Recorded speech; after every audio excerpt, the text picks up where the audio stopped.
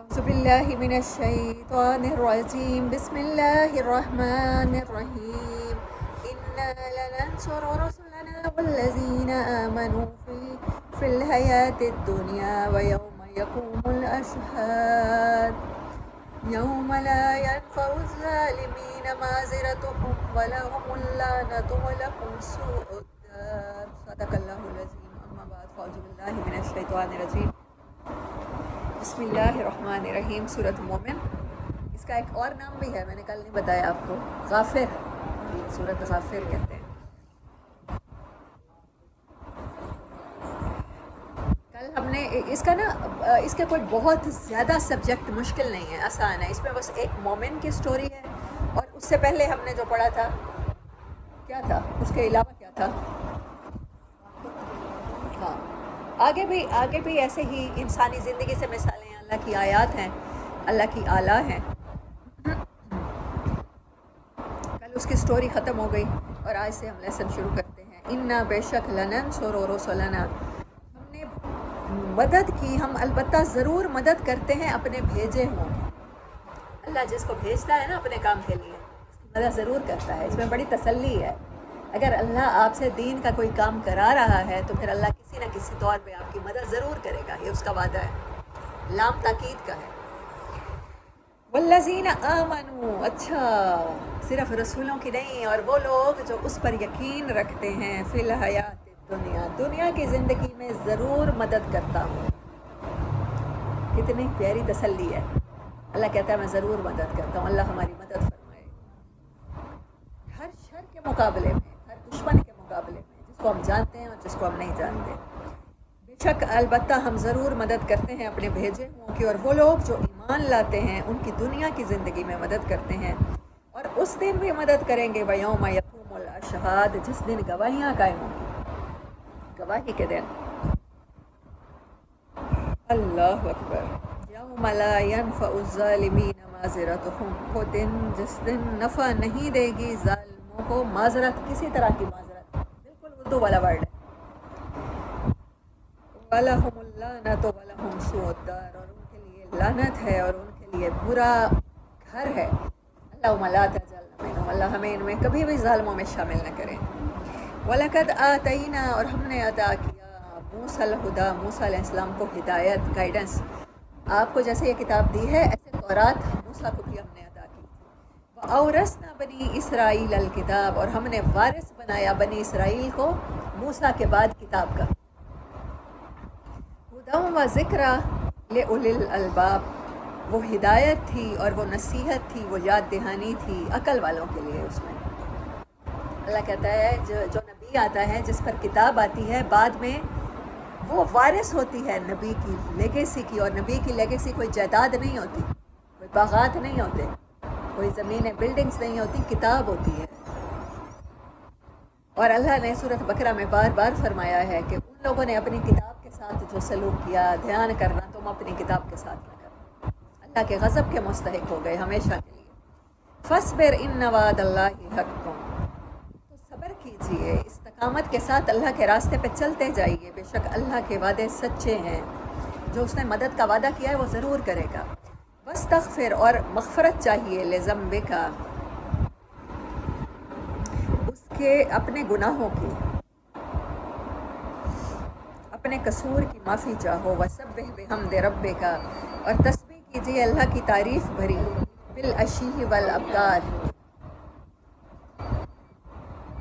صبح بھی اور شام بھی. ان الذین یجادلون فی آیات اللہ، بے شک وہ لوگ جو جھگڑا کرتے ہیں اللہ کی آیات میں.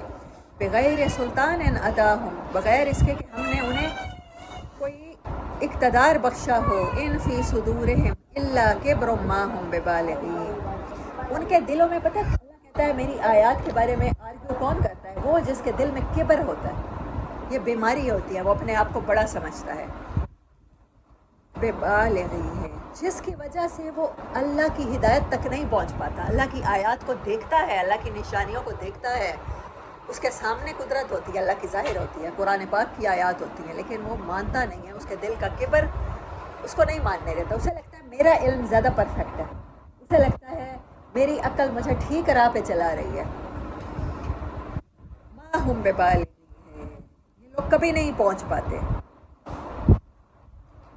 فاستعذ باللہ، تو اللہ کی پناہ مانگتے رہیے، اللہ کی پناہ مانگتے ہیں ہم بھی. فاستعذ باللہ من الشیطان الرجیم، اللہ کے سوا کوئی پناہ دینے والا بھی تو نہیں ہے نا. انہ هو السمیع البصیر، اس سے مانگو گے تو وہ سن لے گا، وہ دیکھنے والا ہے اور سننے والا ہے.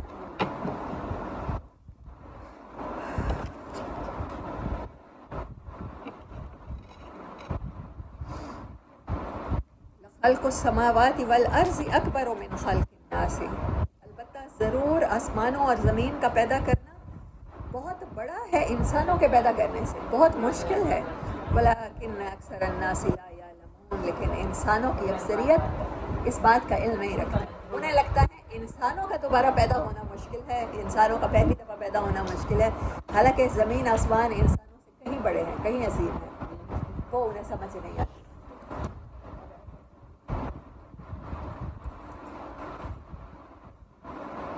وما یستوی الاعمی والبصیر، اور کیسے برابر ہو سکتے ہیں آنکھوں والا اور اندھا.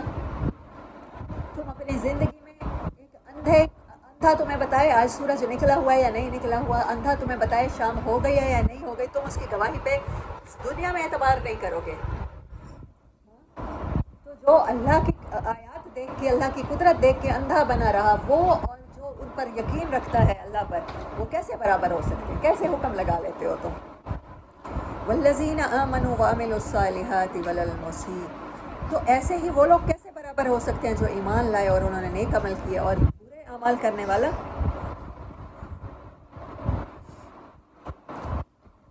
یہ کیسے ہو سکتا ہے گناہگار اور ایمان والے برابر ٹھہرے.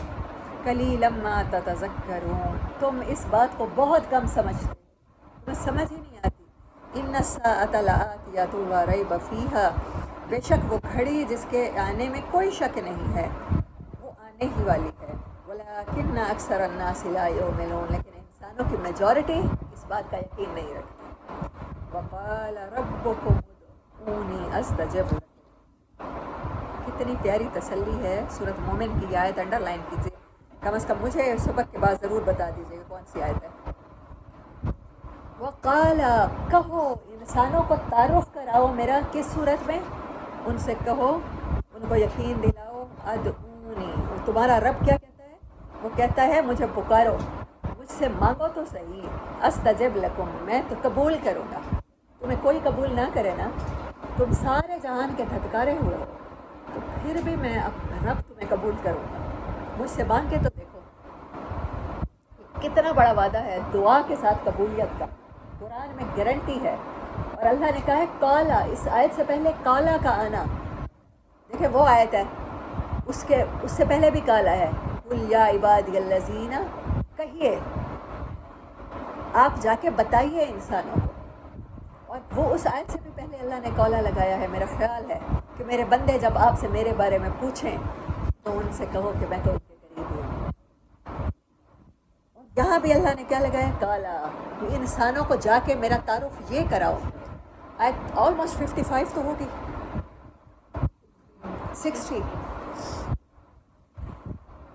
میرے اور آپ کے رب نے کہا ہے کہ اس کے بندوں سے کہو کہ وہ اسے پکارا کریں، میں ہر دعا کو قبول کروں گا، یہ میرے ذمے ہے.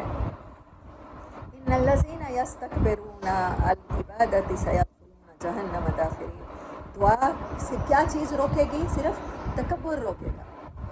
بے شک جو لوگ تکبر کرتے ہیں میری عبادت سے، وہ ضرور very soon they will enter جہنم، وہ جہنم میں داخل ہوں گے اور وہاں ہمیشہ رہیں گے.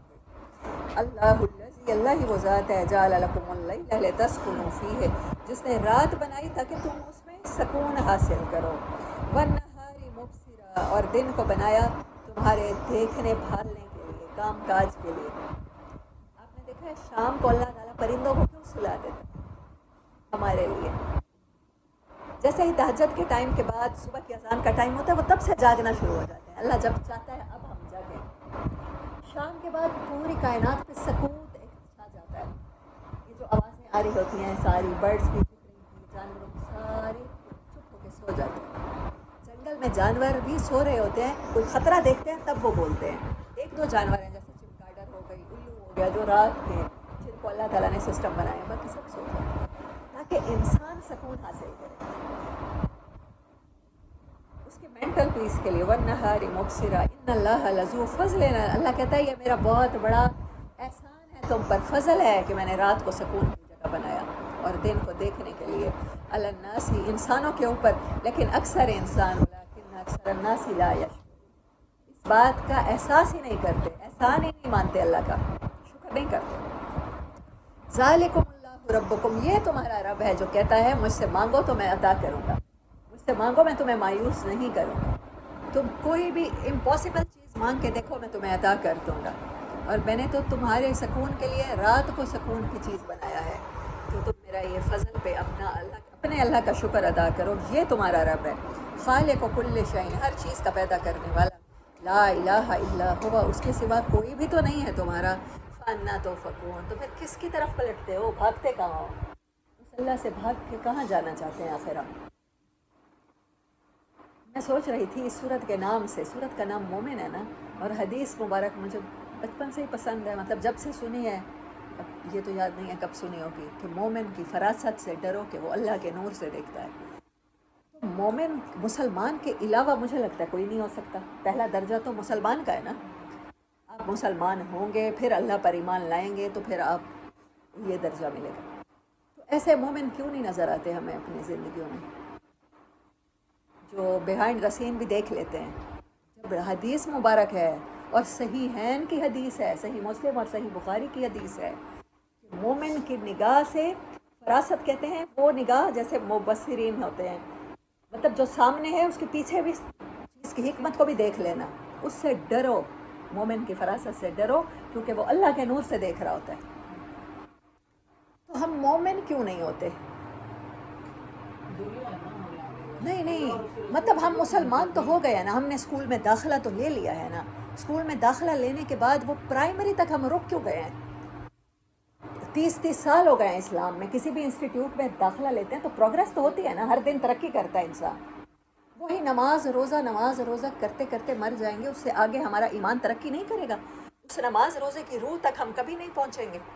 یہ کون سا کوئی ایسا اسکول دنیا میں دیکھا ہے آپ نے، کوئی ایسا ادارہ جہاں پر داخل ہوں اور وہ صرف ABC سکھائیں اور 20 سال بعد بھی صرف آپ وہاں سے نکلیں تو آپ کے علم میں کوئی اضافہ نہ ہو، آپ مسلمان سے مومن نہ بن چکے ہوں؟ آخر ہم پیدائشی مسلمان ہیں. چلیں بچپن میں نہ سمجھی میں گزر گیا، پھر بڑے ہوئے تو چلیں پیرنٹس کے سکھائے ہوئے مسلک میں گزر گیا. ہم مومن کب بنیں گے؟ ہمیں وہ نگاہ کب عطا ہوگی؟ ہمیں اللہ کی طرف سے وہ نور عطا کب ہوگا کہ جس کو لیے ہوئے دنیا میں بھی چلتا ہے اور وہ پل صراط پہ بھی چلے گا؟ جس سے دنیا